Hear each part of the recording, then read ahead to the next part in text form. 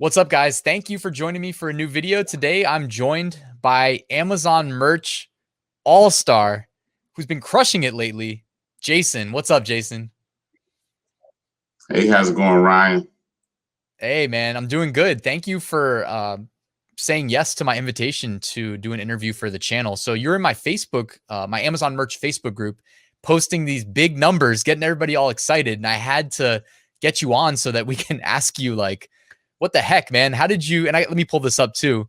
Um, how did you crush these sales? It looks like you made 1,868 sales. Is that in a day or is that the last month? Oh, last 30 days. How did you do that? Yeah, last 30 days. That was in February. Yeah, how did you, what, any secrets you can share? Maybe I guess let's start with, like, what was the high level niche that you were selling in? Well, the high level niche was the niche, and I pretty much niched down a bunch of levels and found something that teachers would really like, that there was no competition. And so I put it up in the fall. I got a few, then sales started taking off in Q4. And I guess with the teachers going back to work, all of that being in the news, that a lot of teachers really were drawn to it. Nice. So it was kind of the perfect storm. And you were telling me before I started recording that you actually ran some ads to this listing. So you kind of proved me wrong, and I love that you did. Do you want to share a little bit about how you drove external traffic from off of Amazon to this product listing? Uh, sure thing, Ryan. Yeah, what I did was I used Instagram. I would make Instagram posts featuring my shirts, and then I would have the link going to that specific listing on Amazon Merch. And so to find out where to run the ads to, I used Google Trends. And so first I would go to Google Trends, and I type in teachers, and then of course you can break it down as far as the parameters in which you want to search, whether it was by the month, by the week. What I would do is by the day or even the past 4 hours. And so I would focus on those locations, the ads on those locations, and then that's where I'll run the ads to. And so I was able to see immediate traffic from the time that the ads went live and people started clicking and start liking the Instagram post, and then they would click the shop now button and it would take them directly to my Amazon Merch listing. That's really cool. That's a great tip too. I just pulled up Google Trends just to show people that maybe haven't seen it. It's just google.com/trends. And you can kind of compare search terms to each other. Like here, I'll type in teacher shirt and then funny teacher shirt. And you can kind of compare the prevalence of the two relative to each other. I've got it set to the past 4 hours. So this is like super recent. By the way, that was a tip that I hadn't even thought of, because I usually look at like 30 days is probably the shortest window that I'd look at. So I do appreciate you sharing that with everybody. Yeah, no problem. Yeah. So you're what tier are you in? I'm in tier 500. That's got to suck, man. All those sales still in tier 500. Yeah. I'm hoping to because I was right at, I think 78%, 78% of my upload slots were filled at the time of the last tier up. But I have 497 listings. I'm holding those last 3 in case something really awesome just pops into my head. But hopefully I make the next tier up. Yeah, man. I got my fingers crossed for you. I know a lot of people are hoping for that tier up to come soon. So we need to come up with like some sort of, I don't know, do we do like the snow dance? Maybe we need to come up with like the Amazon Merch tier up dance for good luck or something. But yeah. Yeah, that would be great. You're talking about what's next for you too. So when you get tiered up, like what is your plan? My plan when I get tiered up, I definitely want to get with you about your automation, because filling up 500 slots, that was pretty difficult. because I don't really repeat a lot. I don't upload to everything in every single market. I did run a shirt yesterday. I got a couple of sales of a shirt in the Japanese market. I was over in Japan about 2 years ago, and I was just thinking, I was looking through some of my pictures, and I saw some of the things that the Japanese, like some different signs.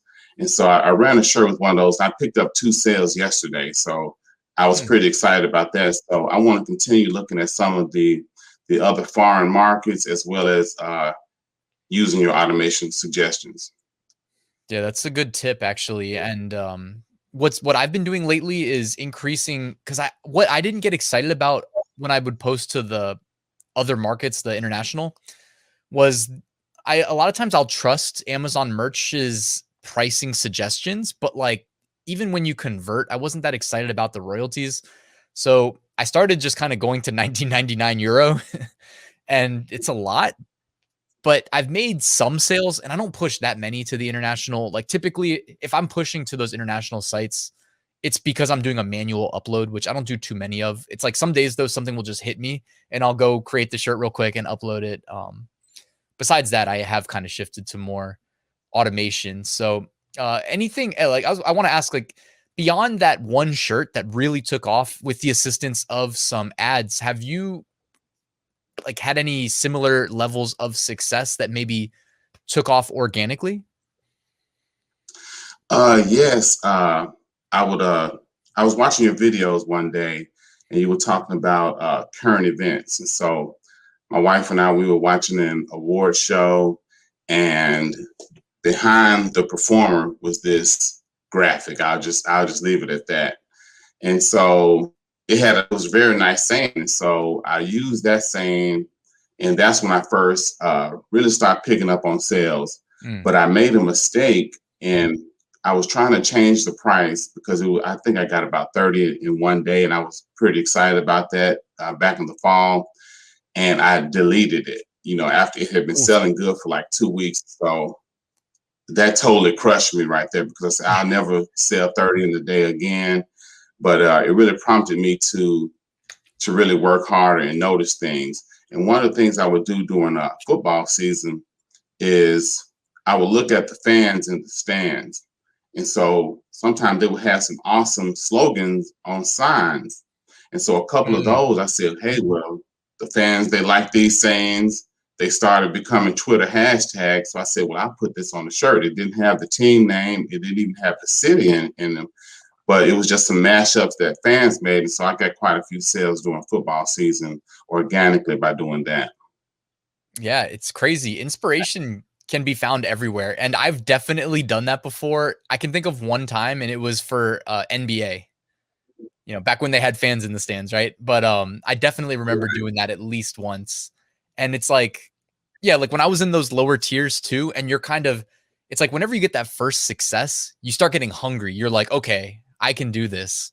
And you start it's almost like being a shark, and you're like waiting for that next opportunity to present itself. And then just having the like presence of mind to jump on it, and what I will say, actually, just speaking from my own personal experience, was I had a couple of those similar successes where you get like a trending sale, a trending design up there and make some sales. And I would always think like, okay, I got to get it up on Amazon Merch immediately. I've got to be first. But one thing I'll pass on to you just from my learning experiences, like using Printful to Seller Central. The biggest success I've had as far as like single day sales was through that. And it was through embroidered hats. So it's always good to like have that door open in case whatever you come across will sell on it. Because if it'll sell on a hat, it'll sell on a shirt. But like most likely it will, if it's a trending other piece of clothing, like, it'll probably sell best on that, right? Oh yeah, thanks for that tip, man. I definitely need to get some more details on that. Yeah, it's Seller Central is intimidating. It's a beast as far as like websites go, because it's not intuitive and there's like just so many places you can go. And I think that serves as a barrier of entry. But with your success on Amazon Merch, and you don't sound like you plan on stopping anytime soon, so I do think that's a part of like the natural progression, or it should be. Because also you can upload your merch products 2 t-shirts in Seller Central and double the coverage. And then if anything happens like last year with Amazon merch in May, do you remember when it went down and was closed for a month? Like people that had Seller Central were really positioned well. Okay, thanks. I remember you talking about that. I just started in July, so I missed that part. Okay. Well, that's okay. Then you missed something where nobody made any money, but I think I'd be doing a disservice to everybody watching if I didn't ask, like, have you run any other Instagram ads to other merch listings? Have you experimented? And is there any other like tips you can maybe share as far as your experience there? Yes, I have ran different ads to different shirts, and what I would do is what I initially started doing was to group my listings under a store name, but then of course anybody can just alter that. And so I found the most success in running ads to a specific shirt. Just right there in the keyword of Instagram, or in the Instagram description in the bio, you can use Bitly to make a link directly to a specific shirt. And so doing that, I think really helped out, because once you click the link, you can directly add to cart and purchase, or click the buy link right there on Amazon and just make the purchase right there. Yeah, that's a really good idea. Plus with Bitly, you get that additional layer of like tracking the clicks, which is why I use them. Plus I use them because Exactly. Facebook, like I remember not using Bitly, and then I uploaded like a single video to Facebook without like Bitly links, and it instantly closed my account's ability to upload any videos, and I had to pay somebody a couple $100 to get that unstuck. It's so dumb. Wow. So it's like I can only use Bitly if I'm going to push to Facebook now. I've learned that lesson the hard way. So yeah, Okay, hey, gotcha. Jason, man, this has been awesome. Is there anything else that like you can share, any knowledge you can impart with everybody?